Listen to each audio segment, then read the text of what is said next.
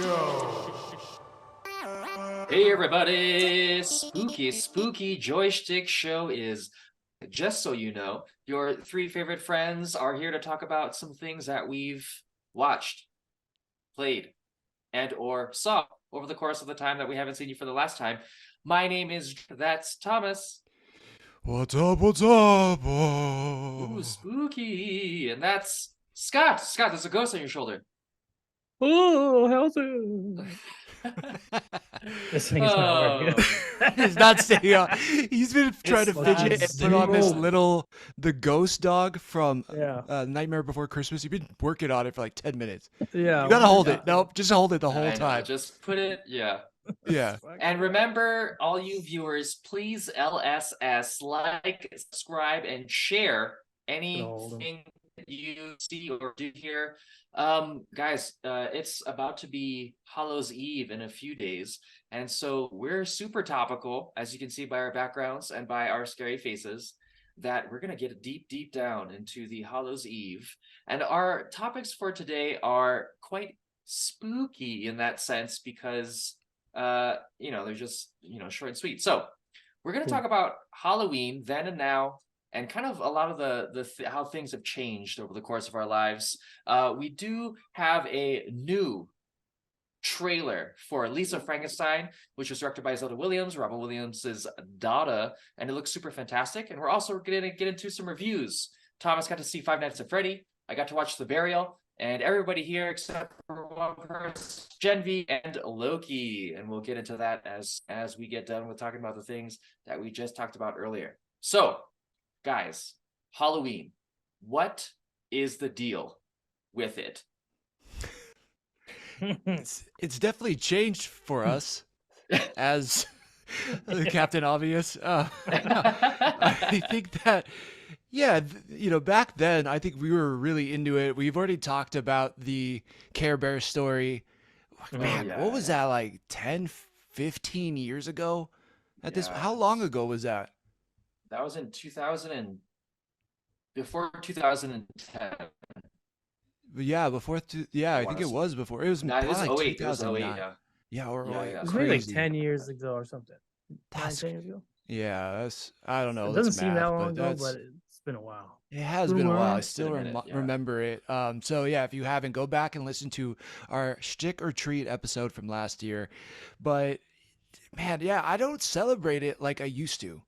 We did a Halloween party 2 years ago that was pretty fun, and it was like right out of the panoramic, so everybody was just kind of wanted to like connect and do things. But I feel like Christina and I have really slowed down, and this year, if you can't see, I have like Ken hoodie on and like a headband, but like this is the amount of effort I'm gonna put in.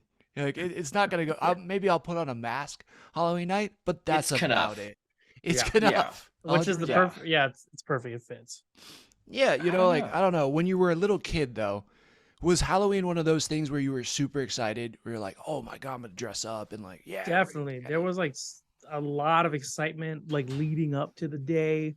You're planning out the route with your friends. You like, oh man, I got like this new pillowcase that's bigger than last year. We're gonna hit the fucking neighborhood. Yeah, we're going to Malca. They got full-size candy bars. Yeah, dude. Yeah, when that opened up, you're like, nowheres. Yeah, fucking rich people moving in, bigger candy bars. Sugar addiction, man. When we were younger, the sugar addiction was definitely kind of the primary driver, and getting to hang out with your friends and be out and about for a little bit. Yeah. But nowadays, it's kind of tough. Like I imagine people saying, "Oh, let's go to downtown for Halloween," and I'm just like, "Ooh, man, that's a hard sell for me right now."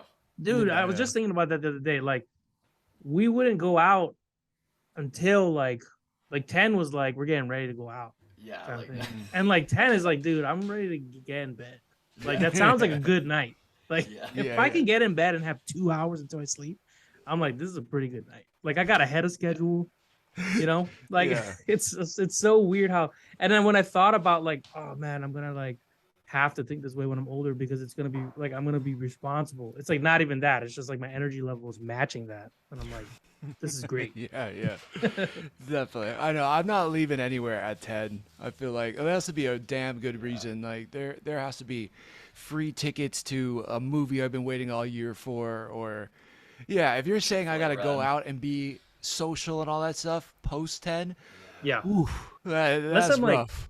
if it's like we all live near each other and it's like it's gonna be really low key hang. Yes. Maybe play some video games or whatever. Like I'll do that. Right. But I'm not trying to like talk to new people after 10. I know. Yeah. It's so tough, especially now. Like all the information that we know about and all the new things that individuals are trying to like get into. Like so, for example, like Dia de los Muertos a lot more popular outside of like the Hispanic community in America in general now, where there's everybody or everybody's trying to find the new thing to do during Halloween, whether it's like, oh, let's go to a haunted house, or let's go to like a scary corn maze, or things that people have done, but now it's more ramped up. I feel like people need to be entertained a lot more, and also too, candy.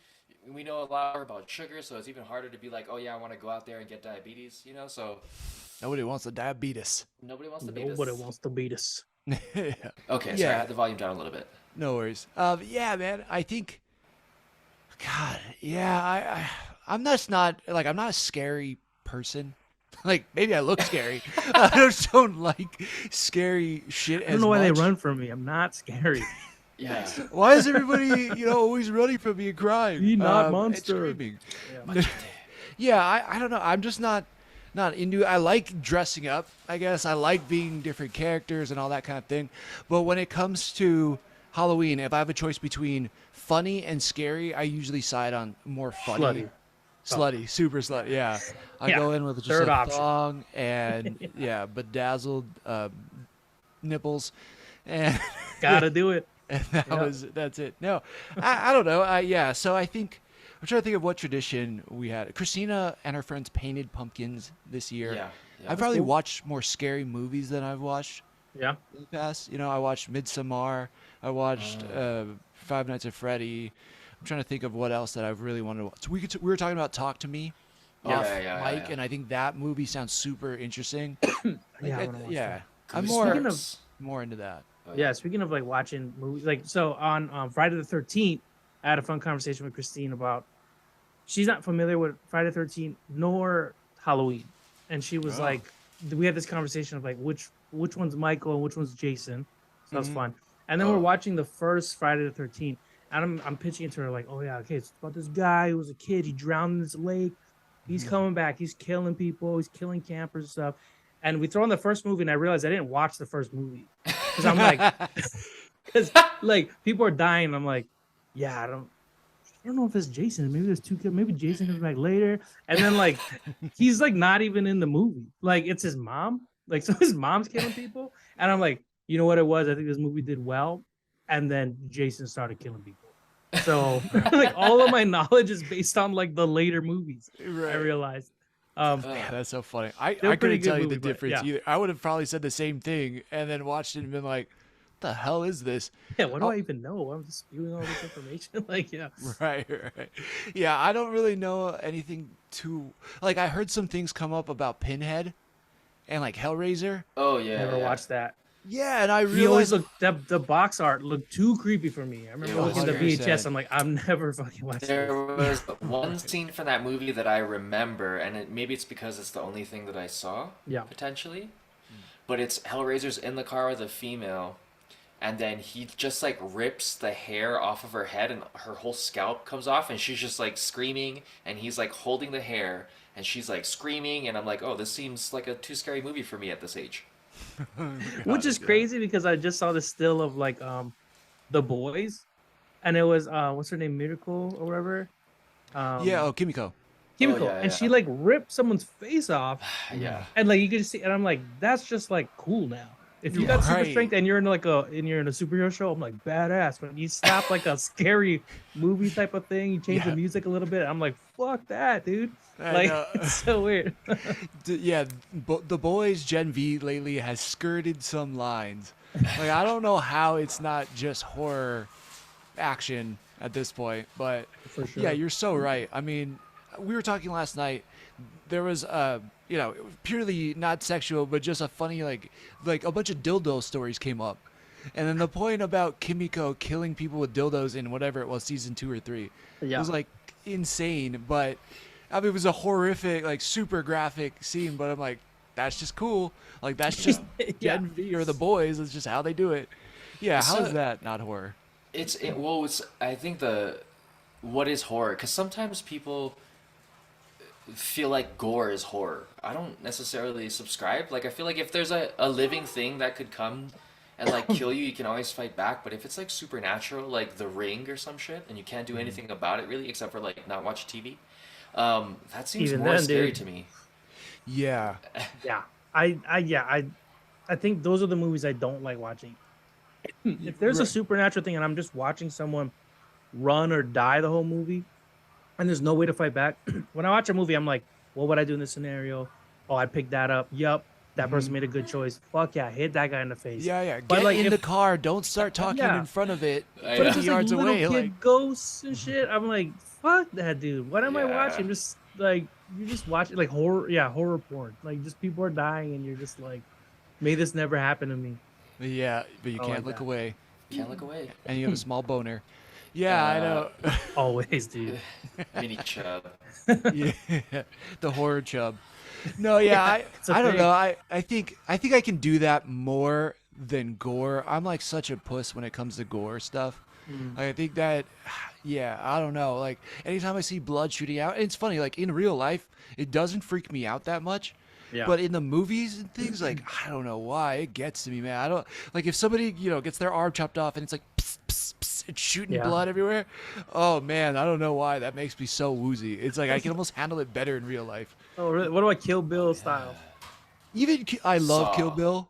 Yeah. Saw was tough for me. Saw was got pretty rough with some of that gore. yeah. Some of it kind of got ridiculous towards like the later Saw movies, For but sure. But I think it was But- 3 when they were slowly turning that guy, like twisting his limbs in the Ooh, beginning yeah. or something. I was like, this is getting like it's turning into a weird type of Saw. I don't think I like this. yeah. Would you say it was getting twisted? Oh, Oh, Twisted metal. There Yeah, you for go. sure. yeah, man.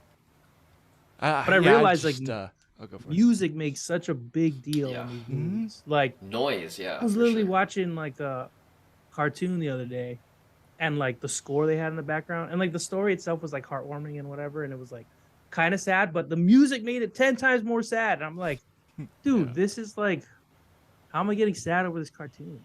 Like, yeah. And then I thought about like the music was so good in it. Like, Yeah, then and then versus scary movies are now, the same. Yeah, I get emotional at cartoons. I yeah, used to that's where I'm not. at right now. Yeah. yeah. Sound just plays such an important part. It makes you think like, can people who are hearing impaired never be scared? Maybe. Oh, I mean, dude, no, if that's I'm freaked out, definitely I not. turn the volume off. Right, right. For real, for real. You know what I mean? Or like sometimes Christina's watching something or reading a book and like I'm trying to watch something and I make it really quiet and I turn up the subtitles and Yeah. that changes the mood of it too. You're like, oh, I don't know, it just changes the vibe. I'm trying to think. Like One Piece, I think I had to watch an episode where it was more subtitles because Yeah. like Christina was doing something, and it just didn't feel like as happy or as upbeat, and like it's the music in Yeah. there and hearing their voice like yeah and all excited. I think Yeah. that amps you up, but. Yeah, dude, the score is so damn important. Yep. It is. It's really You good. know, even the voices. Like I turn up the like if it's too soft and I'm watching Japanese anime, I'm like, turn this up. Even though I don't understand it. Like I need to hear the inflection and everything, It definitely Exactly. adds to it. Yeah, hear the excitement and hear if they're like, yeah, like the Japanese anime is the king of like getting you pumped up in a scene. Oh, for and, sure. Yeah. like everything's just turned up to 11, and that is Yeah. incredible. All right, what's some of your favorite candies when you were a kid, as Oh, opposed shit. to when you were a kid and now? Oh, Are they the interesting. I got some. Are they Yeah, different? yeah. I think they're similar, but I appreciate dark chocolate a lot more now. Oh, yeah, you Like do. growing up, I Yeah, you liked do. like I mean I still like peanut M&Ms. I try and stay away from those now because Christine is allergic to peanuts, so I don't Oh keep them in the shit. house. But so there's certain things I don't eat, which I guess makes it a lot better if I encounter it in the wild. Like if I come across a Reese's peanut butter cup now, she's not around, it tastes like 10 times better because I don't Ooh. get it. You know, but Oh, like God, I guess Reese's like peanut butter cup. Just, Oh just yeah, Thomas let's is just stop and addicted to that. appreciate Yeah, that. yeah. That did they I make a don't dark know. chocolate? Because that Yeah, might they be did. the They way to do do. it. They do. They make a bunch of different ones. They've kind of like made it like Oreos. You know how Oreos is like cake batter and lemon and cinnamon swirl. Some and of those like, are so good. That birthday cake one is like birthday cake is crazy. ridiculous. fucking ridiculous. Yeah, it Beatus. is. Yeah, Yeah, it's a diabetes. Beatus, but you don't feel It's bad almost- about it while you're eating it. Yeah, it's almost worth it. But Reese's for me is like the king of candies, and I think it was Yeah. when I was a little kid. And I used to like more gummy candies growing up, but I don't really do that anymore, unless Christina gets like, her time of month candies, and they're happy to Heyo. be around. Yeah, the That's not gummies I really can eat time now to is do like gummies. some like lihimoy or like lemon peel. It's Shut more that up. style. But if it's Shut just straight up. gummies, it's like yeah, Oh wait. it's got to be elevated nowadays. Yeah. It's got to be elevated. We can't Yeah. get that here in the mainland. I mean, at least I haven't found it. Unless my Oh. mom sends me something. No, But you gotta make that shit. There. You gotta. But Make even Yeah. down here, like the best ones are like from you got to buy from someone's trunk. Like you got to just like someone's that's just kinda- selling it. You know what I mean? It's like Ooh, yeah, you're non doing- FDA approved style. Yeah. you might as well be You know, buying drugs. but Like, those are the best. I mean, technically it's sugar. It is kind of an addictive substance. Yeah, that's When I was younger, I liked the shit out of like Milk Duds and like caramel-esque type candies. I mean, obviously we all know like Starburst has a deep historical value in my life, Good memories. and like Great times. Sour Patch Kids and all that jazz. But I find myself now gummy things like I don't know, Gushers. I can't get enough of Gushers. I could eat the shit out of some Gushers. Gushers are pretty. Yeah, gushers are good. That's kind of like a rare thing. I probably have a gusher once every 10 years or something, and every Ooh, time I'm you know like, what's damn, these are good? good. I should get more of these, and then I never do. Yeah. Lemon peel gushers. Oh dang! Shut up. Oh wait, dude. Lemon feel good. What else shit you is so like? good. Lemon peel it. yeah. Doritos, lemon peel it. Lemon peel it. Freaking Like, Starbucks, lemon Funyuns. peel. Fun, yeah. Dog shit. Yeah, look lemon at peel it. lemon peel it. Everything. Let's go. No, man, lemon peel gushers does sound incredible though. It's pretty good. That's insane. All right, some of your favorite costumes that you've ever worn and things that you haven't worn or made but want to. Drake, do you need to step out? Nope. I was just thinking Yeah. about some of the most. My favorite one is probably when I think it's on my Instagram still, but when I was a pirate, I really went hard on that one. I got a beard. that was super a itchy. good one.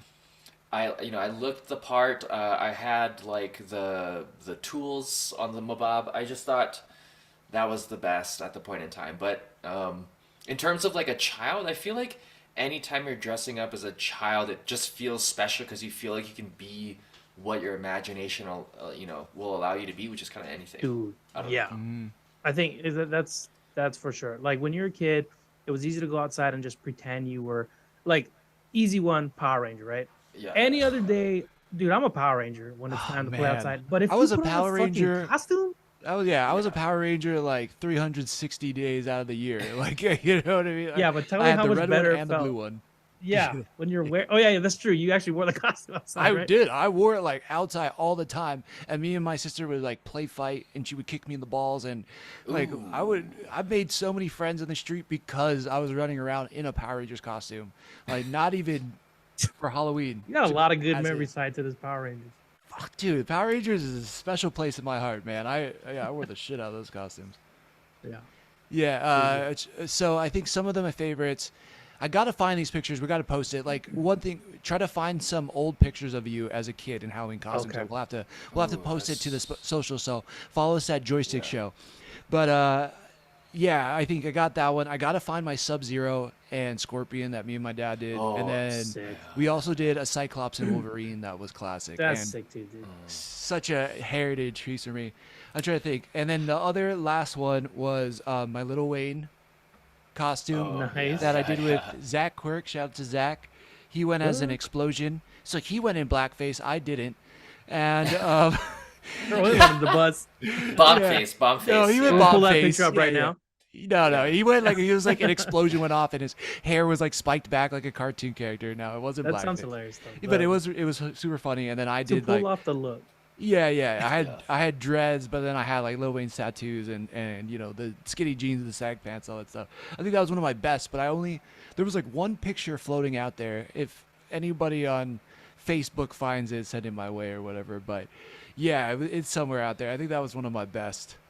It was hard. I was hot in it, similar to our Care Bear outfit, but I was stoked on that one because it kind of came together pretty well. How do you feel then about like just in costumes in general? Like, so Zach Quirk's one was something that you would like be like an adjacent type of costume, right? Something that you know what it is when you see it, but you can't necessarily name it. Like, so for example, do you find more enjoyment in individuals having such a creative costume where it's like raining cats and dogs, where they dress up in like a royal garb and then they attach stuffed animal cats and dogs to them, like the saying versus like rain, like a king or queen. I got it. Yeah. That's clever. I do like Right, that so when it's done well. Yeah, when it's done well. it does. It is better when like it's like, I guess perfect when you can get it right away, but it's like the most creative version of like, oh, I wouldn't even have thought of that. Like I think those are like the best. Yeah, I feel like pickle rig, like popular things like where they're just like, I'm gonna just get this pickle outfit and dress like Pickle Rick because that's what's popular right now, or picking out a certain like a support character in one of a popular movie or something like that, or like doing like really specific cosplay type things. Like there's value in all those different things, but it's just interesting how people approach costumes in general. Yeah, I love a deep cut, for sure. Oh, so speaking of, are you guys dressing up? Like Christine and I are dressing up this year. We're gonna go to a thing with we're gonna go to Aulani, and like it's my nephew's first Halloween where you can actually walk around and do stuff. So we're all gonna be like Marvel characters. It ends at 10. Wait, Marvel characters? Yeah. Did you say Marvel? Who are you gonna be? Oh yeah, thanks for the setup. I am gonna be Colossus. So Christine and I are gonna be Professor X. No, I'm gonna be Doctor Strange, Doctor Stephen Strange, and she's gonna be Christine Palmer. But before the accident, I'm gonna wear scrubs. I'm gonna have a name tag, maybe a goatee. You're gonna do the goat? You gotta do the goatee. Yeah, if I can't grow it, I'll draw it. So I'm trying to see what's funnier. I'm drawing it might be funny. You gotta put on the cape. Go with see if you can do the cape. That's supposed to be before the accident. Cape with the I know, I can wear scrubs. I know, but the whole costume revolves around scrubs that I already have. Sorry, and a Rolex. I'm gonna be Stephen Strange. Go with me now. Okay, but before when he wasn't cool. Yeah. Sorry. You better make a name tag, I presume, as well. You got to. Yeah. We're making a name tag on Canva and all that. Oh, wow. Shout out to Canva. So hopefully that looks the most legit, Yeah, that's good. You're like, I kind of need the name tag. Otherwise, I just look like someone that just got off work. Scott, what you just as work. Yeah, a worker, my job. Yeah, I think that's a good one. What costume did I always want to do?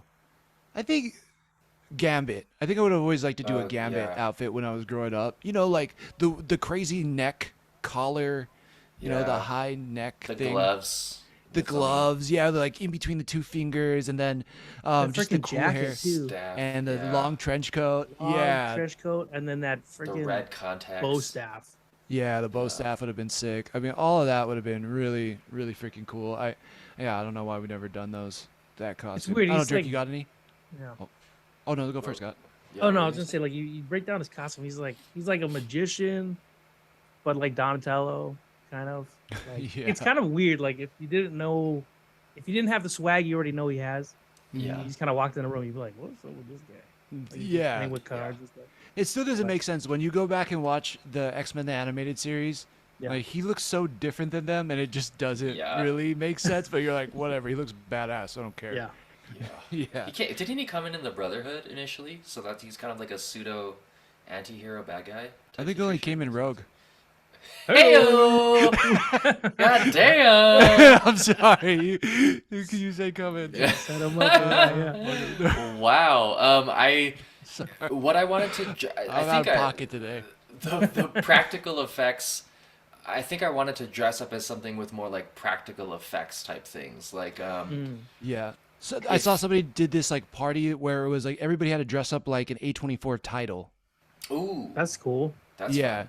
So it was like a phone and then like pointing at me, so like talk to me, or like what is it, like body? Oh, there was like a person who had like two dummies attached to them, and it was like bodies, bodies, bodies. Oh, it's just like a human dummy attached to your butthole, and you're like human centipede. Yeah, was that A24? I was thinking about that too. I don't know. I don't know. You're But just dragging a man, bunch of dolls behind you. I know. Yeah, yeah. Like literally duct taped to your butthole. all That'd the be way to the hilarious. ground. Okay, that actually would be Yeah, pretty yeah. funny. It's like, is that a tail? It's like, nah, dude. And then you Human look at centipede, dog. It's like Little 10 Cabbage Patch dolls. Yeah. yeah.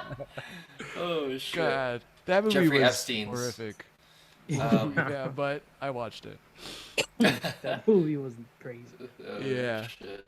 No, yeah, I think so. Back to your question, Drake, originally, I think, yes, I like some creative costumes as well. Like that, I thought that was pretty well done. You know, the Yeah. A24 title party was pretty good.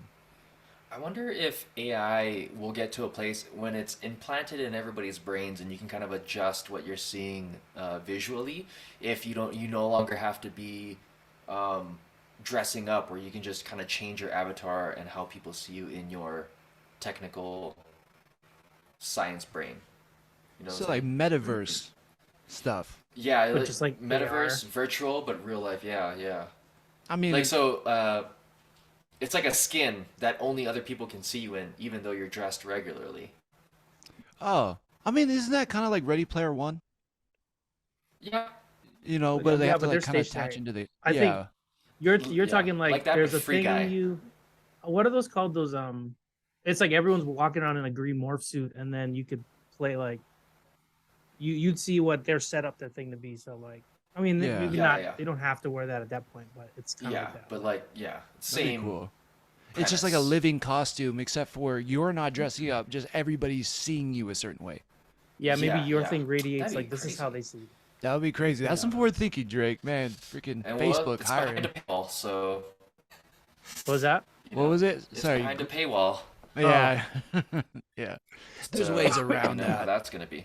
Yeah, Yeah. definitely. All right, so I don't even know what to do with all that information. We were stuff, bouncing a lot of all stuff. over the place there, but yeah, it's been fun. I'm happy to hear that you're at least dressing up, Scott. This is about all yeah. we're getting. I got some costumes for my dogs, but yeah, we'll each try to find some pictures of us when we were younger, and then we'll try to post that to the Dude, socials. that right there is like, you got costumes for your dogs. Yeah, yeah. Like that just shows you growing up. You know, like when you Yeah, when you were I know. younger, you're not like, dude, I can't wait to dress my dog up. Right, right.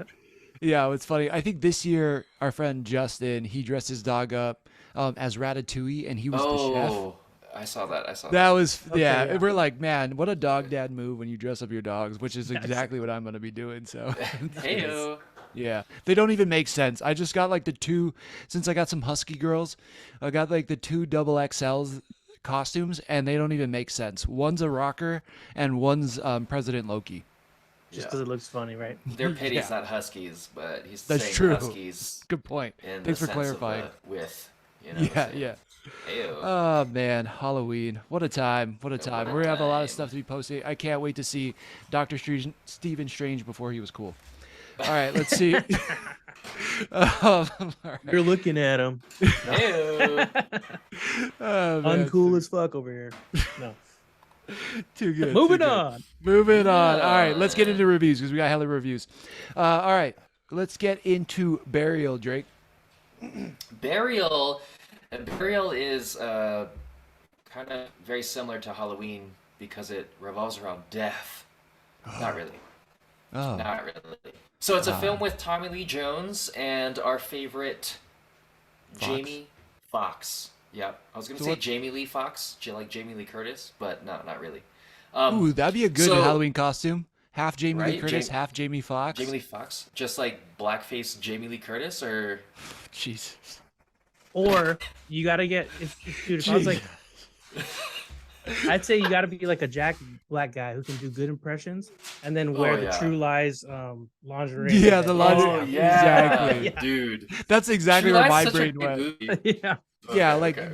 Jamie Foxx's hair from We Cloned Tyrone with the Jamie Lee Curtis dress. Yeah. Yeah, from True Lies. That'd be great. Wow. There you go. Dang. Get into Choppa. Okay, so the plot of the burial is it's based off of a true story for a funeral home owner, Jeremiah Joseph O'Keefe, who's based in Mississippi. And his family has owned these slew of burial homes and burial insurance for a long time. He wants to leave it to his kids. He has like 13 kids or whatever in this particular in real life, I guess. And then this group, this larger corporation from Canada, wants to come in and buy all of the properties, essentially because they want to capitalize on the death industry. Damn. So they go to make the deal, and he's been kind of slated because they actually held back on ratifying the deal because he has some financial situations that he needs to deal with. Mm-hmm. And so he finds another lawyer, his son's friend, to come in and help him, and he suggests hiring Jamie Foxx as his lawyer, Willie E. Gary, who's a flashy Florida personal injury lawyer. And as he comes to Mississippi, they kind of talk things over. You kind of get to know them as individuals and see where all of businesses, a lot of character company that's trying to Jeremiah's business, and it's just a really with two individuals kind of coming together. It's got a lot of funny lawyering situations. It's got a lot of funny dialogue. The characters are very different. It's like a Jamie Foxx-esque. Willie E. Gary is like this individual who's trying to be as good as like Johnny Cochran, right? He's kind of got that mentality. And then Jeremiah O'Keefe is just like a southern dude who cares about family, so he's a lot more slower paced, and his thought processes and his dictation, his wording is very slow. So it's a cool, interesting mashup of characters. And also Tommy Lee Jones and Jamie Foxx play they have a beautiful chemistry. And that alone, I think, is something to take into account. It's got great reviews, and it's on Amazon Prime, so watch it, because it's great. Nice. Yeah, that sounds incredible. Yeah, from what we could hear anyway. You were like cutting out and lagging like crazy there. I'm sorry, the internet connection is bad because I think other people are using the internets. Get them out of there. Get him out of the house. No, that's great. No, it sounds awesome. It looked incredible from the trailer, and I think you did a good job of explaining the plot without, I think, giving away a lot of it. And yeah, it looks more drama based, right? Like it's a very dramatic movie. I want to say it's a dramedy for sure. There's some moments of there's a lot of Mississippi-esque history in here, so you're gonna get a lot of that tone, on top of some interracial banter back and forth. Not like the new White Men Can't Jump. That was kind of like on the nose, kind of interesting interracial banter. This is a lot more endearing. There's a lot more commonality in like the human aspect versus like the skin tone aspect, and the fact that the whole movie essentially surrounds the industry of death, right? And like the realization of how people deal with it. And so you're getting a lot of that in terms of how Jeremiah thinks about his life on the latter end of it, what he wants to leave to his family.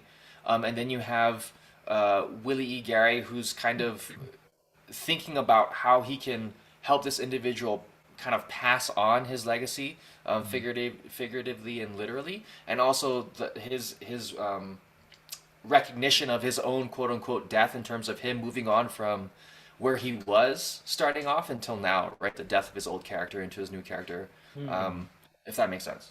Yeah, man, it just sounds good. It just sounds like a movie. It was surprisingly good. I mean, it made me feel good. Like the first time watching Ted Lasso, where you feel like, oh, this is nice. Like, Oh wow, that's kind of a similar vibe. nice. We can add it to like the feel good movies of the year. That's perfect. Oh, for sure, for Yeah, sure. that's awesome. Nice. I'm checking it out. Check it out right now. Yeah, definitely, man. That sounds fantastic. All right, we got another trailer, and this one is kind of a breakout movie, I would say, for Robin Williams' daughter, which Oh, is yes. Zelda Williams, right? Yeah, Okay, perfect. Zelda Williams. Yeah, and this is called Lisa Frankenstein, and it stars Catherine Newton and who else? Cole Sprouse, one of the twins from Zack and Cody, I think. Yep. Lisa Soberano, Henry Elkenberry, who's I didn't know much about him, but he is super handsome. Joe Crest and Carla Gugino. What's up? Right on. Yep. What'd you guys think about the trailer? Scott, you saw it most recently. It looks really good. I just found out about it before we jumped on, and I was immediately sold. Like, it looks like a fun movie. Looks hilarious. It's got like its own unique quirkiness about it. I think you were saying as well, Thompson. I definitely agree with that. It kind of reminds me of that movie we just saw. What's the one with the girls that start a fight club? Bottoms. Bottoms. Yeah, Like that's Bottoms, similar. Like yeah. it seems like it's gonna be like a strong female cast comedy. Like, you know, and I feel like we're getting more of that, and that's great. I'm loving it. Like, Yeah. Yeah. Yeah, it looks like you know, it's offbeat a little bit, a little quirky, but without trying. You know, like when you try to be weird and quirky, sometimes it comes across as gimmicky.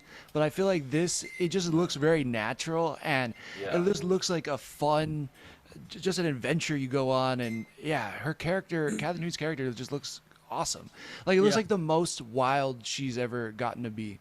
You know, because I think she was in Freaky, and she was pretty straight, like a straight character in terms of like played it one way, very much of just like you know, I'm a regular person in this regular world, and all of a sudden something crazy happens. And then she was kind of Paul Ruddish in Ant-Man the Wasp, but I feel like in this movie, Lisa Frankenstein, she gets to be wild and wacky and kind of kooky, and dude, I'm super on board with that. It looks really good. Yeah. She was also in Paranormal Activity 4. Like so she's got some horror chops on her. I feel like in the trailer she got to act kind of outside of what we normally see her in, especially with kind of like the goriness that this movie has kind of taken place, and like a newer telling of the Frankenstein genre. Also, you guys were discussing musicality, right? The tone of the music and the sound and the cinematography, you both really enjoyed. Yeah, yeah. Oh, definitely. This music in the trailer was just perfect. It was like kind of upbeat, energetic, and modern at the same time. Had like a hint of eeriness in there, and just like that feels like a good time. Like it just seems like this is gonna be freaking cool. And then you see her start putting this Frankenstein together, and you know, then she starts asking him to murder, and there's like some weird kind of maybe sexual tension there with the Frankenstein, but it's kind of kiddish. Yeah, I don't know. It just seems like what's that? Never Have I Ever, but like if you mixed in Frankenstein and not from like an Indian-ish background or like a Southeast Asian background, right? Yeah, man. I don't know. I'm digging it. It looks fun. Yeah. And it comes out on February 9th, 2024. That's the weird, scariest. Yeah, it's very weird. It's like maybe it's gonna be on the verge of Valentine's. Maybe it's supposed to be more love story potentially. I don't know. Yeah, maybe. And maybe they're competing with another movie. You think? Oh, maybe. Yeah, true. And also maybe because of the strikes, they wanted to push it back so that they could come and advertise it and stuff. Wow. Yeah, I don't know, but yeah, odd time. I'm sure there's been some pretty popular horror movies that have launched in February though. I can't think of any off the top of my head. But... Valentine's Day, where she gets stuck in a loop, trying to kill the Valentine's Day murderer. I feel like that was true. I think that Valentine's Day movie. Nice. But that's all I know. The only other one I can think of is it's not really Valentine's, but they made a big deal about it. Was Deadpool. Oh yeah. Oh, I mean, that's kind of scary. Deadpool was like a surprise hit, I think, for that time of year. Yeah. You know, like the blockbusters come out, I think, in the middle of the summer, and then you get your end of the year, kind of like some of the bigger movies, you know, because everybody's on break, whatever. Like we're getting Aquaman and the Marvels pretty soon and all that stuff. So, Cool. I am looking forward to that one. It's definitely on the radar. I think I'm going to enjoy it a lot. Something that I didn't think I was going to enjoy a ton, but it was okay. And it's just okay. Another video game adaptation called Five Nights at Freddy just dropped on Peacock simultaneously while dropping in theaters this last Friday. It was fine. Okay. It was okay. Yeah. You know, I wasn't blown away by it. I didn't think this was the best movie I've ever seen. It wasn't the scariest movie, but I guess I'm not a fair person to judge in a way too, because I didn't play the game. Like, I had seen clips of it and I was familiar with the game's title, but I never played it myself. I never went on Twitch and watched people play it. But from what it looked like, the characters looked like the game. I don't know. I guess the number one complaint was there was just too much story. And I didn't mind the story beats not playing the game. I didn't have anything to hold on to, but I don't know how scary the game is. I am imagining way scarier, but this wasn't that scary. It almost felt borderline Disney-esque to me. Yeah.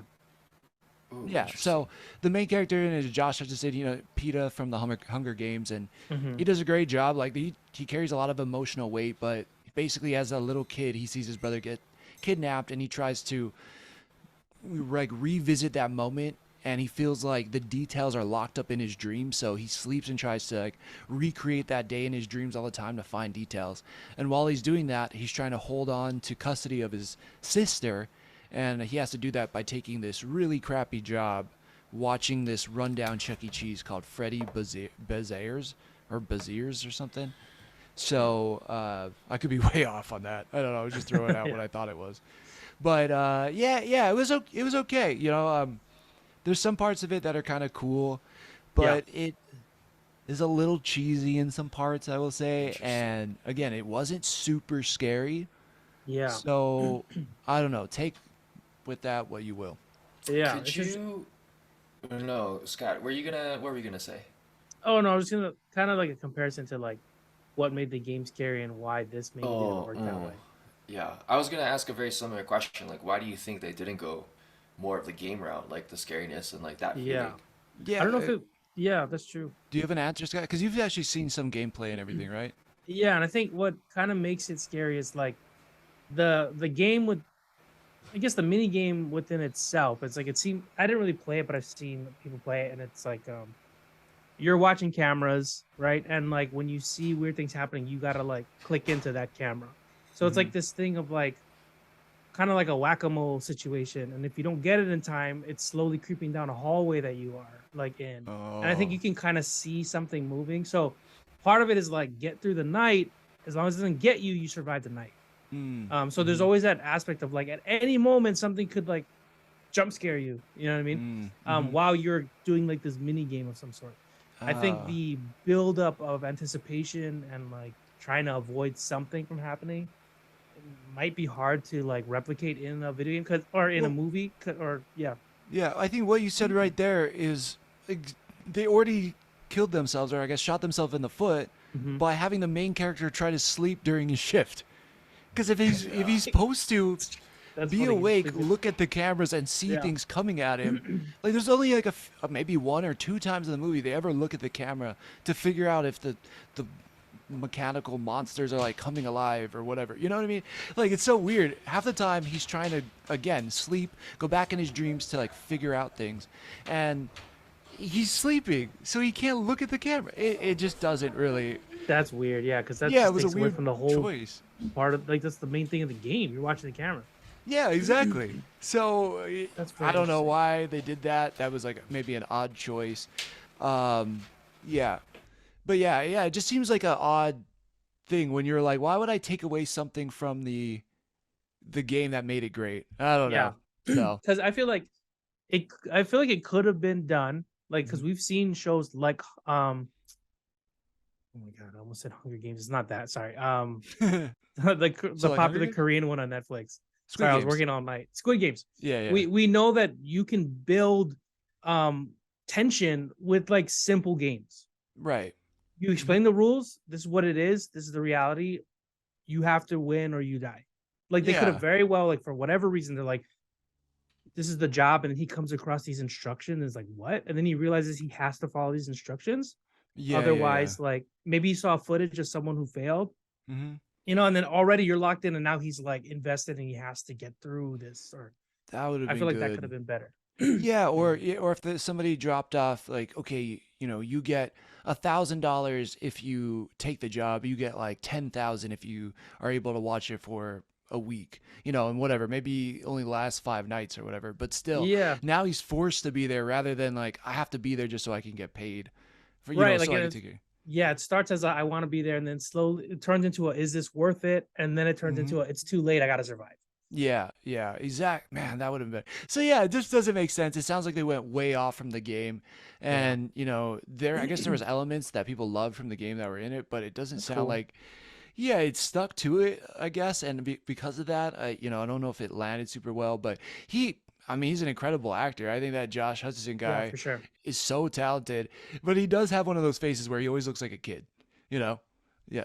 Drake, you He have does. something? He looks very young. Yeah. What was that? Let's see if Drake has something. Oh, no, no, no. It's just interesting. I think that, I mean, they chose PETA, right? Because of not only his acting chops, but like because he's in the industry, he's portrayed characters that kind of we already know, not are softer, but then like we can immediately relate to. Mm-hmm. And to have the backstory be as like deep from what you explained as it is, and like dramatic and like heartfelt, but then to not have met the expectations of what a fan or a player of Five Nights at Freddy has been. It was just an interesting choice. Um, do I assume it has not done that well in terms of viewership? I think the first day, it got rated on Rotten Tomatoes either like 43% or 34%, but that was just by critics. So it did Wow. not launch very well based on like Yeah. critics. I don't know how fans are receiving it. Let me see if I can. Yeah, if anybody can look up I the think Rotten last I Tomatoes saw it on was it. like an 86% Oh, audience that's pretty score. good. Yeah, so it That's not seems bad. like maybe Some the people people are who played digging the it. game actually enjoyed it, Yeah. Yeah. which is cool. You know, if like that's what it was for anyway. For sure, yeah. So By no means is Was it like a bad movie. And also, if you want to like dip your toe into like some kind of scary thing, but not, yeah, it's not like The Grudge. It's not like Hereditary. It's not like something that scary. yeah, This is a nice kind of gateway scary movie. yeah. Yeah. Visually, I assume I did see a little bit of YouTube video on what they've done for like the practical effects and like the costume design, et cetera, et cetera. Was Yeah, that at least on point in that situation? for sure. I think the what do you call them? Like, are they just monsters? Animatrons? Yeah, the animatronic monsters or whatever are like they did a good job because they make their face and eyes expressive enough to look scary. And then the Cool. eyes glow orange, and sometimes all you can see is those orange eyes. And creepy. Yeah. some of them and they're kind of falling apart because it's been, decades since they've been used. So that stuff was really good.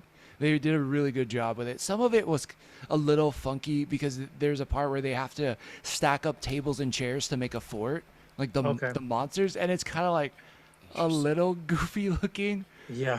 But yeah, majority of the time when you only see them in small doses, it's pretty scary. Okay.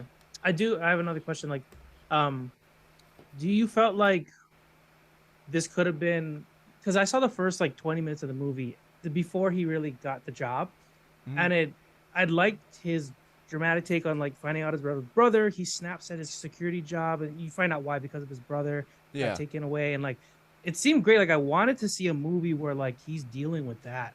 Yeah. Did it almost feel like it kind of just got?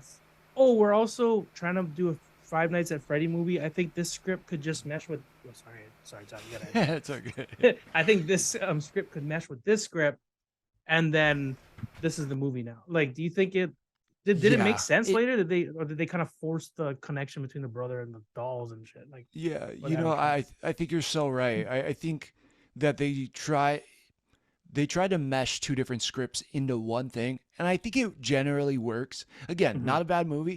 I'd Okay. probably give it, a 7, which is, Okay. like a C, That's pretty good. like a higher, Yeah. maybe even a high C, like 7.5. Like not terrible, but I think they do it. But you're right in that it felt like, okay, we got Five Nights at Freddy. We have to do something with this property, but we also need the main character to be dramatic and have something going on. Oh, let's put these two stories together in one, and it does kind of feel like a little bit of a mashup.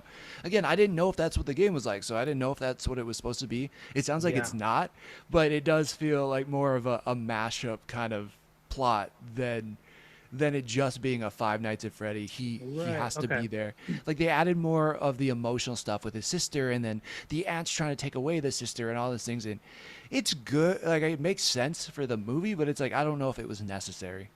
Yeah, I know what you mean. Because I was just talking with Christine about something similar the other night about we were talking about they're making a sequel to the 10 Cloverfield Lane.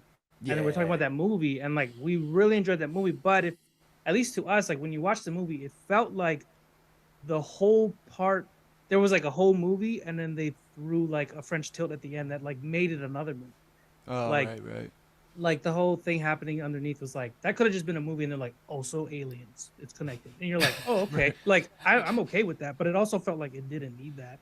Like, it felt like two movies, you know? So it sounded like when I was watching this movie, I'm like, how are they going to make this connect to like animatronics? Like, I don't know. But that worked for me though. The 10 Cloverfield Lane, solid movie. So I mean, that sort of works, you know. Yeah. I'm excited about that new one coming out too. But yeah, it just like felt like they added that in there.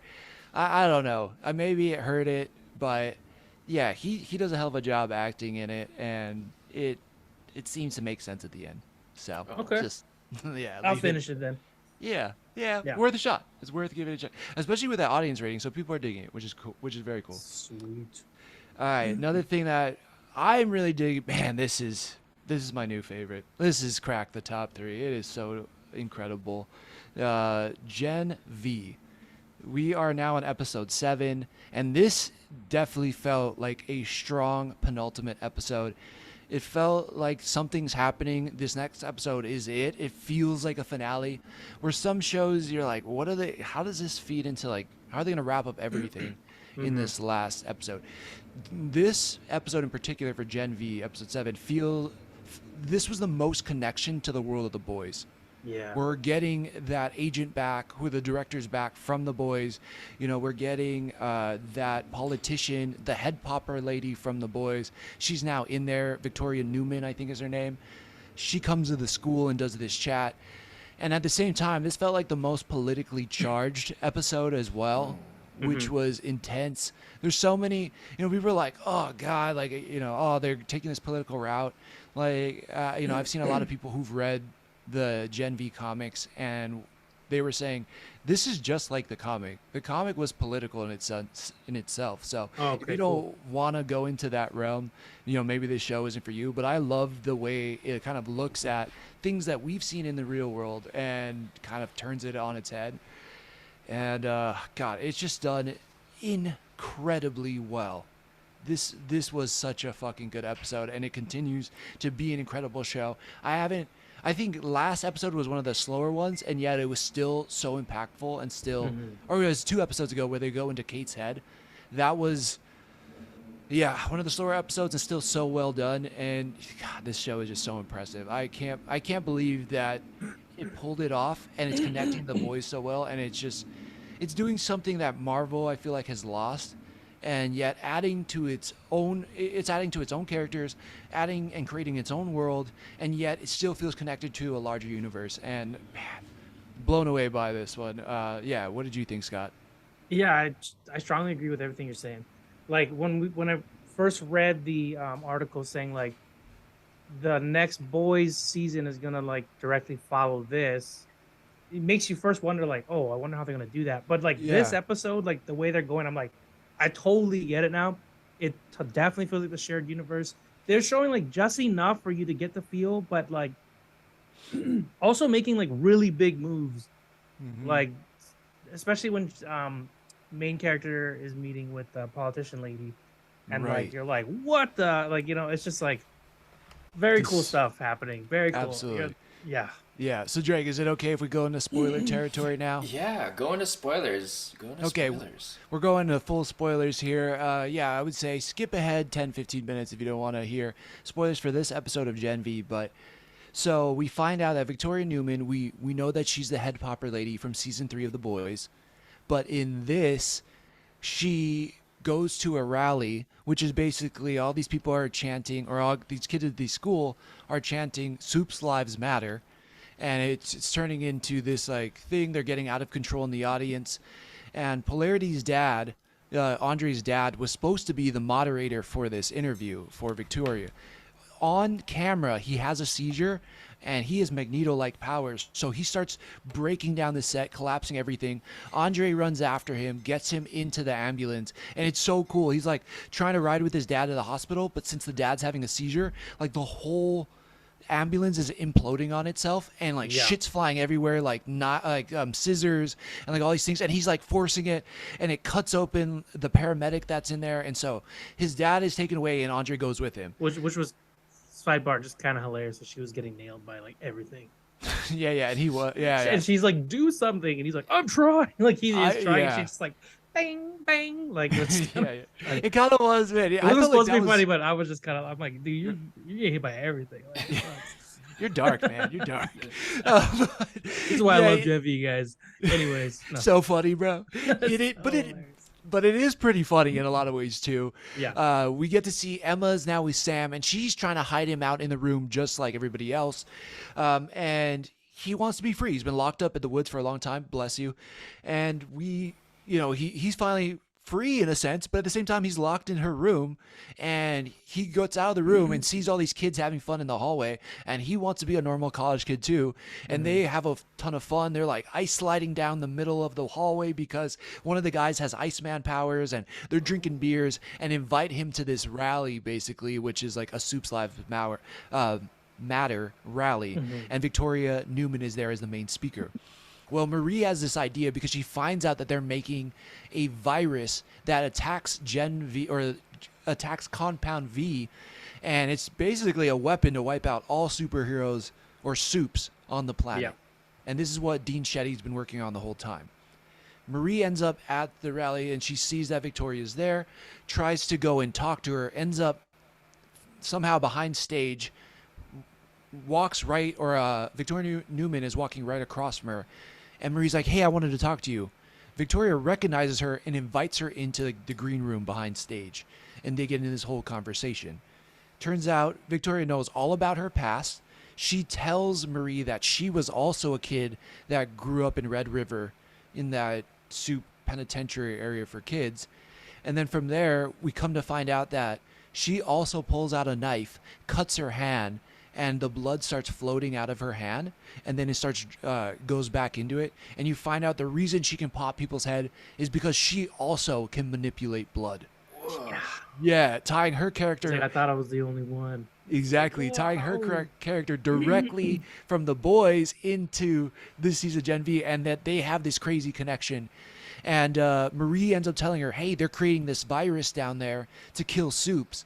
Like, you got to like go to VOT. You got to go to whatever politician, tell them they have this. It's, it's going to kill thousands of people or whatever. And she's like, okay, I got it. Like, don't worry about it. Like, you don't have to worry about that. Like, trust me, I got it. And she's like, no, we got to go figure this out. I can use my platform. She's like, girl, don't do it. She's like, you think you have power? You don't have any power. What you have is marketing behind you. You just have a name. But he's like, you're not even in the 7. You know what true power looks like? You being the first black woman in the 7, kind of mirroring back what she said in episode 1. And so this whole kind of just power struggle is going on, and now Victoria knows about this virus, and we find out at the end of the episode she meets with Dr. Cardoza, gets the virus, and right after she gets it from him, and basically the only copy, she pops his head. Wow. Yeah. Yeah, That was it. The only thing about that scene, I was like, crazy. I don't know why she didn't get in the car before she did it, but very True. cool. Yeah. Because they wanted the goo to land. It was kind of cheesy because it lands on her hand. She flicks piece, off. Yeah.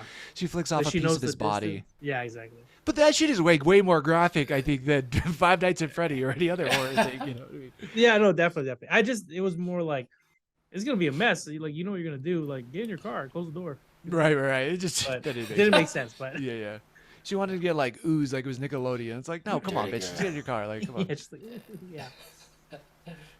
But yeah, so that, what a crazy episode. I think just what it mirrors in the world, but also what it's setting up for the world of boys too, because we also find out, we've already seen that Dean Shetty has been manipulating Kate like she's her daughter, but this is finally, I think the dam is finally broken, and she's not letting the Dean manipulate her anymore. And so they all plan to go to Dean Shetty's house and confront her, but Kate gets there first, and she kind of she holds hands with her, and the Dean is saying, "I love you, like I think of you as my own." And you can see in Kate's face, she's like, "Oh my God, you're telling the truth. You do love me." And then it cuts, and then when we finally back there, we see that Kate has kind of enchanted her or like mind controlled her, and she can't move, and she's trying to plead her case to the rest of the kids, meaning Marie, Jordan, Emma, and then Sam shows up. And then from there, Kate forces Dean Shetty to slice her throat and bleed out, and grabs Marie before she can do anything, and stops Marie from using her power to save the Dean, mirroring exactly how Marie's mom died in the bathroom. And so she's like, "I'm so sorry, Marie. I'm so sorry you have to like relive this," whatever. And like literally she's like getting flashbacks to her mom bleeding out on the ground, and she's watching Dean Shetty bleeding out on the ground, and she can't do anything. And that was like such a kind of twisted, just, oh my God, it's like probably one of the more evil things I feel like I've seen in anything from The Boys. Yeah, especially when the person making you live through something tragic is like on your side, it like makes it Right. work. Like, I wish I could do something. When they can do something, it like Yeah, it makes yeah, that yeah. like, oh, you monster. Like, because she's obviously like so deep within what she believes. It's like, this is the only way. I really thought that. I mean, there's a second I was like, Marie could save her if she kills Kate, and Oh then yeah. and I thought for a second, like, dude, is she gonna like choose this lady over Kate? Like, this was like one of those moments, but she's kind of sat there and cried about it, Yeah. which is understandable. But it was really sad. I mean, was I like, get that. leave Yes, the room I mean, I then. get So I it. was like, You're not wrong, but I think it would have been pretty hard for her. Like, we don't know the level of control that Kate had over her. Maybe she was like, "You literally can't walk." You know, like she doesn't. She's like, "You can't stop this." I yeah. think Well, she Marie, said, "Don't help." don't help, which we don't know what that means. Yeah, I Yeah, guess she and could no, have. and that's another thing I was like forever, like anybody, like I don't Right. know, like if intention is implied when she touches or whatnot, but Yeah, I'm sure something to she think puts about. a duration on it, right? Because we found on that one of the first episodes where she grabbed her brother's hand and was like, you know, keep going and never come back, kind of thing. Or, well, I guess never come back is pretty self-explanatory. But I he don't never know, came back, right? but yeah, or she said, "I want you to leave," and then he never came back. So I guess maybe she can put a duration on it now. I don't know, Because it seems but like everything she says, like even though like you're gonna forget, and then they forget forever until she wants them to remember. Seems well, unless I mean everybody Golden except for Boy started Lou. remembering stuff. Yeah. So I don't know. I think That's it true. That's depends a on good point. the mental strength of the person. You know, like if you have a strong mind, you might be able to overcome it, but you Yeah, know, and Golden Boy we see how many times she was like mind wiping him, you yeah, know, and eventually those memories and stuff eventually pop through. So, yeah. yeah, Another scary thing about this scene was like when they're all freaking out, Kate and Sam both at the same yeah, time say like justice, yeah, and yeah, it's like yeah. a whoa. Well, So right, because she she was could like, "Oh, we easily, are better than them," and he's like, or he's like, "We are better than them," or something, or he's yeah. like, "Yeah, we are," or something, and he agrees with her. And he's already so impressionable, so malleable. Like Mm-hmm. you don't really necessarily need her power, but with her power, just like, hey, you gotta do things that she's got this Yeah, Hulk that walks around and just fucking indestructible. that's a good point. And yeah, Yeah, he seems like the strongest out of all of them right now. yeah, And yeah, he just because he was locked up in that place for so long as a kid, he doesn't know anything about the world. He just seems like a little kid still in his brain. Like yeah, even when he was like, "Emma, I drank a beer." Like I was sliding down in the thing, you know, it was just so funny in a yeah. way. But yet he's probably one of the more dangerous ones out of all of them. He's Hell like, yeah, remember they were even joking about in the beginning. He's like, and then you rip that guy in half, like, yeah. And he's like, "Whoa, he was a puppet then." but he And you're was a like, "Okay, puppet. crazy." Like, Yeah, you're just like, "Let's keep this guy happy." yeah, That's no. terrifying. From Yeah. what you both have seen so far, because obviously in the boys there's that power struggle between Butcher and like wanting to end Soups, and then like the Soups kind of coming to like this realization of power and or like doing what's right, helping the people. Where do you see the kids, right, the youths in Gen V siding, or do you feel like they're gonna change the dynamic completely, or do you feel like there's gonna be a picking of sides, or how do you feel like this, what you've seen so far, is playing into the continuation of the battle between Butcher and the boys? It's a good question. It's funny, in That this was episode, you can see, they even show in the trailer, like after this episode, in the trailer, they showed one for the finale, and they're definitely going to be picking sides. Like all of these friends that is quote unquote friends, they were kind of friends, kind of not. They go on different sides, and some of them have to fight against each other. We see in the finale. So I don't know how that interferes with the world of the boys, but when Dean Shetty goes to bring the cure or this virus over to that main director, the director's like, "Hey, I seen what hate does to you, and what it and how it can consume you. What like there's a guy I work with who's the same way, talking about Butcher, right. and I don't know how these kids are gonna do because right now they are most of them, at least for Andre, Marie, Jordan, seem to be. I want to be a hero. Like I want to be the top dog and be famous to some degree. But I also want to do the right thing. At least for Andre and Marie specifically. So I don't know if they side with the boys, but at the same time, there's an ultimate virus that can wipe out all soups. Like, is Huey gonna let that happen to Starlight? Is Frenchie gonna let that happen to Kimiko? If Marie and them, realize what Homelander is, are they gonna stop? I could see them doing it, but now there's a bunch of other soups who are so rallying for Homelander and his ideals and what he thinks, and I'm better than you and all these things. There's gonna be some confrontation. I don't know which side they fall on, but I think once Vought gets the understanding of who they are, it's gonna be a whole different ball game and Interesting. perfectly lead into season 2. Yeah. And I feel like the cure is something, or the whatever the Yeah, they virus called is it something that, but yeah. Butcher would probably be really interested in. Oh, he'd love it. Yeah. He'd have no second thought about using it. It's like if he knows about it, that's going to be the most dangerous thing ever for all the soups. But again, and he really wants to kill Homelander.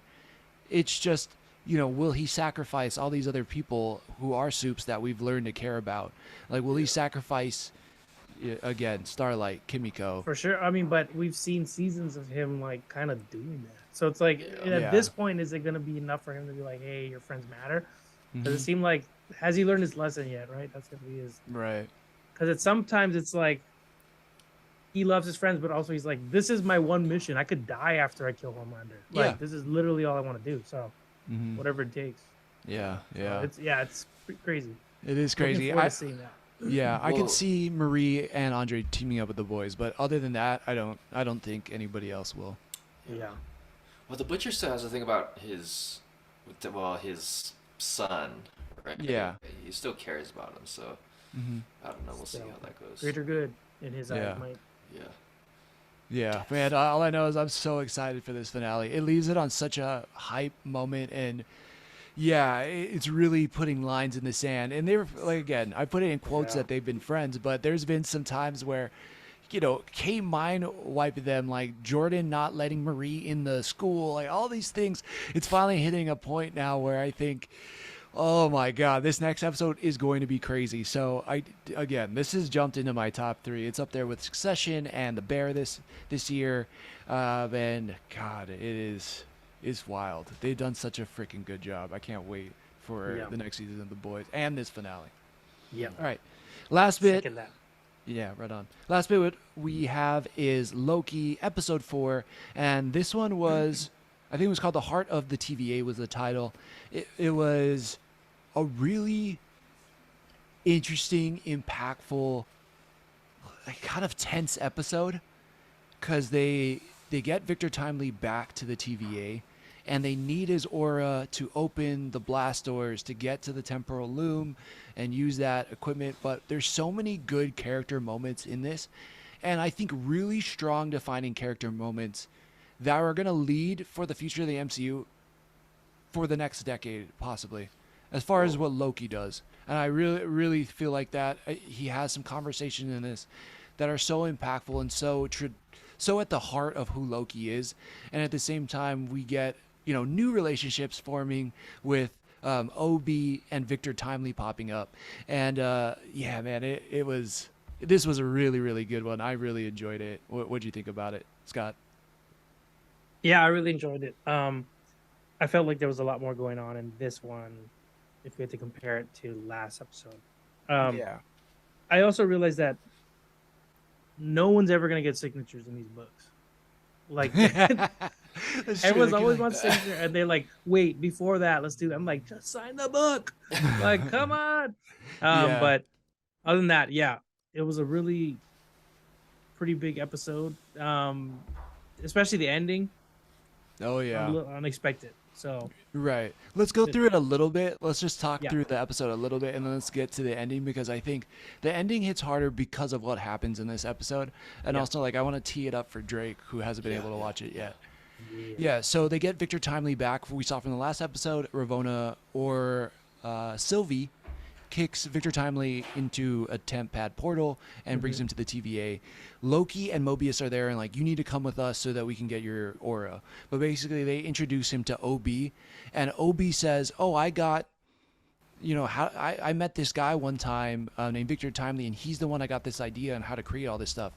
And so what's crazy is like OB was taught by Victor Timely, and OB then teaches Victor Timely how to create all these things in the TVA. So literally there's an Ouroboros going on, and he says the thing, he says like, oh, a snake, it's like a snake eating its own tail. Yeah. Yeah, and so that relationship is fantastic. Them acting alongside of each other was super great. Victor with all his like ticks and quirks, although he was like less quirky in this one than he was in the last episode. But OB is still OB, and Kei Kwan is just fantastic. Then also like Casey's helping them along, try to create this thing to expand the time loom so that it could take more of these random branching strands and then weave it into the sacred timeline. Because right now there's too many branched strands for it to be funneled through this. It's like too much water is gushing through for this dam to handle it. And from there, we also get moments of Sylvie calling out Mobius, where, he's like, we should go get some pie, like, and take a beat. And she freaks out on him. She's like, you don't give a shit about anybody else in these branch timelines. Like, I was a variant. Loki was a variant. We both came from branch timelines. It's like people like us who are dying or getting erased, and you don't even care. And all you think about is like pie. And so like that moment is great. And you can see it. She's like, she also says to him, I think, you're too afraid to see who you were on the main timeline. Like, you can't even confront who you were. And you can see it on Owen Wilson's face. He's like, oh shit, she's kind of right. Like, I don't know if I want to see who I am. And I think it's coming to a point where he's going to have to revisit who he was on the Sacred Timeline. For sure. Yep. Also, speaking of the pie, at one point she ends up in the pie room, just real quick. And I think it was like it was written a certain way, and then it was shown a certain way. That was different because she was like, oh, like I accidentally ended up in this room. But then the set design is, it's kind of a long hallway to get to the pie room. So like you had to have known you ended up. Before you get there. It was just like a weird way they laid it out. But good catch. I didn't know. Yeah, I just thought of that. But still a great scene. Like I get it. But yeah, well, that scene in particular, I think, is one of the most important things, which I was kind of describing in the beginning. I think it's one of the most important things for Loki going forward. A lot of the complaints I've read about this show and why people haven't given it a chance is they're like, oh, this Loki wasn't our Loki. The Loki that we followed died in Infinity War, and that was the one that was playing tricks on Thor, and then we saw him go through Ragnarok, and we saw him lose his mom, and all these things. Like, we really built this relationship, and he was more anti-hero than hero. Now, in this show, we've gotten a new Loki who stopped at the Avengers. He's gone a different path, but I really feel like he's become the hero that we've wanted to see, and more of a hero than he ever was in the timeline that we've been following in 616. yeah. Now, or I like to go by 10-9-9-9-9-9-9-9, but I know Kevin Feige goes by 616, but he's wrong. So this conversation between them is, should we protect people's choices and freedom, or should we basically side on Kang and make it one timeline, or let chaos reign, basically, on Sylvie's side. She's like, let the branches go. what does it matter? Who cares? Like, you know, she's not afraid of incursions. She's not afraid of whatever. And to her point, we haven't really seen incursions go wrong. We've only really been told about it in Multiverse of Madness. You know, it's a lot of telling going on, not a lot of showing. So I see where she's coming from, but at the same time, we've seen what branches look like when they get pruned. We saw it on Hunter B-15's face when all these branches were getting pruned, and she saw trillions of people's lives getting erased in like a snap of a finger. Yeah. But this conversation between her and Loki is just incredible because, you know, like you're saying that we need to prune all these things, and then what are, you know, we're controlling all these people's lives. Like, what are we, gods? And he's like, he walks, you know, before he walks away, he says to her, "We are gods." And it's filmed in this really wide angle, and he says it to her, and he just walks off. And it felt like the most original Loki line ever, except for now he's saying it from a different angle. Where he was coming from the right, where I gotta force people to my will, so that because I'm a god, I deserve them to follow my will. I'm determining on how they live their life. Where it's now from the opposite angle is like, they have a choice, and we're gonna protect, you know, these main people's choices, but at the same time, like that's the best thing that we can do, and that's our responsibility as a god. And I just thought it was so amazing and incredible. And I think, you know, I said this on Challenge Accepted, or I guess Frank said this on Challenge Accepted. You know, this is the Loki worthy of being a hero now. And I think this totally changes his arc and how we view him moving forward in the future of the MCU in the entire multiverse saga. Yeah. Yeah, it was damn good. That conversation alone, I was like, holy shit. But they finally figure out and create this device. It's a classic Obi and Victor Timely's working in there. And, busted my mic. And Casey's working in there too. And they create this device. And at the same time, I think Ravonna and Miss Minutes captures Victor in the TVA too. They pop up as well. And basically convince him to do something. What is it, Scott? They're like talking to him about like, you should work with you don't know it's something, but basically along the lines of like, she asks, they decide to reboot Miss Minutes, and she goes down to her like base model at the end. She turns into this clock, and before she finally like gets fully erased, she says to him, "You'll never be him," and then she disappears. So that how it was set up though was like, it was weird. Is that what he wanted? Is that what she wanted to say? Because it was weird how she was like, it seemed like a different part of her wanted to say that. Right. Like, there's something I wanted to tell you. Like, it's a real deep move. Like, there's something. You ain't shit. And then like goes away. That's what it felt like. I was like, wow, that took a left turn. Like, Jesus, I like it did. Say something nice, but exactly. Like, I love you. Yeah, exactly. I think they did that on purpose, and I think that was the point, because I think she did love them, but then she also felt betrayed. And then the last thing that she wanted to say was like, you a-hole who betrayed me, like, here you go. You know, and I agree with you, because it was like, whoa, that was a left turn. I was like, that was a little creepy. I didn't expect that angle there. Like, yeah. But her eye was all like, it started to twitch. It was supposed to be a little creepy. This episode kind of had a creepy vibes. Like, not only that, this is like probably one of the darker things I've seen in Marvel. Like, I know Thanos snapped his fingers and like killed half the universe. People got but dusted. The fact that people got, you knew they were in a cube that was being smushed, and you heard them screaming. I was like, that's the darkest shit I've ever seen Marvel do. Yes. It for sure was the darkest, creepiest scene in all of MCU. I mean, on the Reddit page talking about it, they're like, this is the most horrific thing I've seen in the MCU. And we didn't even see the box getting crushed. We just got to see him wincing, and you hear the screams, and I'm like, oh my God. Yeah, and you hear them crunching, and then it's oozing and stuff. And yeah, it was the scariest moment. Fitting that it was like Halloween week almost. Or again, you know, along the lines, like leading into Halloween. And that was twisted.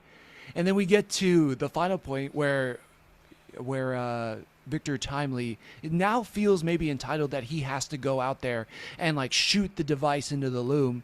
And originally Loki's going to go, but Victor says, no, it has to be me, and pushes Loki basically out of the way to put on the suit and then take the device out. Also, that I thought was weird. Just me thinking about it, you know, the scene. Very cool, but he's like, we don't, you know, Ouroboros is like, we don't have time, just go put the suit on. Sends him down alone. Then you flash to him have the suit on. How does he know how to put the suit on? It looked like people need A to help tuber putting is a the suit job. on Yeah. before. I know. We understand just that. have to assume Let's Obi roll went with it. down But there with. I was just yeah, like, yeah. you just let him go down. Like he's never even been here. He's from the past. Like you know. Yeah. Okay. They all But start kind of walking down the stairs. Maybe I don't know. they're Maybe looking Obi like, nah, goes I down. think you got it. Yeah, I don't know. Maybe Obi helped him Yeah. or whatever. I didn't think about that too much because Sorry, because it felt like there was a ticking clock on this episode. And again, I liked that they had this in the first episode where it's always so interesting to me like counters. So like how do you make it feel like there's a ticking clock in a place that time doesn't exist? And this episode felt like that too. Like it was like it's now or never. Get your aura in this thing, which I thought it was gonna maybe like mess with him. He was gonna become Kang at that point, or I don't know. I thought maybe they were gonna tilt it there too, but they didn't. And he basically gets a suit on. He's holding the device, and he takes a step outside, and he's about to run. And the solar time radiation that's coming off all the branching strands then hits him, and he's instantly spaghettified, showing like his skeleton underneath. Yeah, Straight to Twizzlers. Exactly. He's full like that, full like spaghetti thing, or like the meat grinder that shoots it out in those strands. Yeah. It's like one of those things, and he just instantly gets wiped apart or like just disintegrated. And everybody in the room, Mobius, Loki, Casey, Obi, Hunter B-15, Sylvie, are just dumbfounded. They're just like, don't know what to do. Their face is in total shock. Yeah. And they're like, now what? Yeah. And the whole thing basically explodes, and it looks like it just hits them in the face. They're just seeing this freaking galactic tsunami heading at them. And it's like, it felt the most like Infinity War. Like you're like, dude, we lost. Yeah, exactly. Like everything they did didn't matter. And yeah, you're so right. And yeah, and then all of a sudden the screen's white, and then boom, just cuts to black, and it's over. And then we get different post like credit music than we've ever gotten. It's like some new song. I don't know. I'm sure it's like Michael Cipino, if it was, because he's always done like all the great Avengers music and everything. But yeah, dude, this, I don't know where it goes. The only hint I got after this is that we've seen in the original trailer before the show came out, we see that Loki time slips in front of a Sea-Doo dealership or a jet ski dealership. And that's like the only hint we have to where it goes forward. But yeah, man, I don't know. You have any other thoughts, or like where do you think it goes post this episode? Yeah, it has to go to like some kind of time thing. Like maybe someone last minute pulls someone, and then like someone pulls Loki, and then they kind of like go. Again, they're living in a place where time shouldn't exist, but almost back in time to like stop this event and do it right this time or something. Yeah. That's something I can imagine. For sure. Yeah, Frank was saying that he's seen this in Star Trek where maybe that thing hits them and then it resets time or it changes time. Because also I didn't think about it. They're not woven together perfect strands. Like these are branches, so it could completely change what happens inside the TVA. Now time is affecting the TVA, so maybe there's a branch of it that changes it. Maybe they all get reset. Maybe, Loki goes back to where he was time slipping again, and that's how he gets to whatever. But I just wonder what it does if it makes Sylvie forget about Loki, if Casey forgets about Loki. We're back to episode 1 where all of a sudden nobody knows who he is. It's just, yeah, I don't know. I just have no idea. I just think that this Loki has to remain, which is so weird. Because it's like, he who remains, Loki has to remain. But, and maybe we're seeing OG Morbius. Yeah, OG, yeah. I think we see his origin for sure. Yeah. Yeah. Do you think we get the origin to OB? Oh. I don't know. B. He's a king. What the fuck? No. Yeah, I don't think. I don't know. I don't think he's a king, but. But he pulls his mask off. Not funny. Jonathan Majors. Yeah, like, I got canceled, so so now it's OB. Yes. Yeah. God, I really just don't have any idea other than maybe it resets things inside the TVA and Loki is now back to a point where he can time slip again. But yeah, I mean, I didn't even think about that. I think that's good. Like what Frank said, like they got hit with that doesn't mean they died. That's what I thought. I was like, oh, they died. So something's got to happen to affect it before they get to that point again. But it could have just very well they got hit with time and it just like messed time up and they're just like in different places. Yeah. So that could very well be it too. Yeah. Yeah, That's pretty cool. Yeah, it is. Some They interesting. maybe have like 2 more episodes. Like this Mhm. definitely.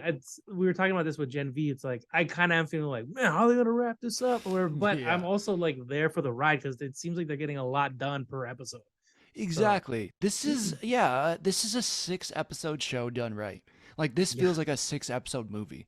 Mhm. And well, I shouldn't say that though, because it feels also more TV like, where every episode ends in a place where you're like, man, I got to see what happens next. Like anime Right. does that super well, like every Right. 24-minute episode of an anime, it always ends in like, oh shit, like what's gonna happen, and they end up solving it really quickly, or like kind of handling it, but then it still ends with our hero might be in a worse place than where they started, and we Yeah. thought already where they left off was just as bad. So Yeah. it's really, really strong.